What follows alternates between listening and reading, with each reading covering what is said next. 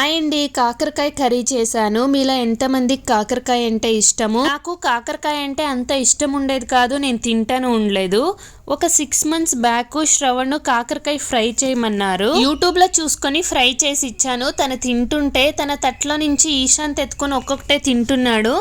అప్పుడు శ్రవణ్ అన్నారు, చూడు నీ కొడుకే తింటున్నాడు, నువ్వు తినవనేసి.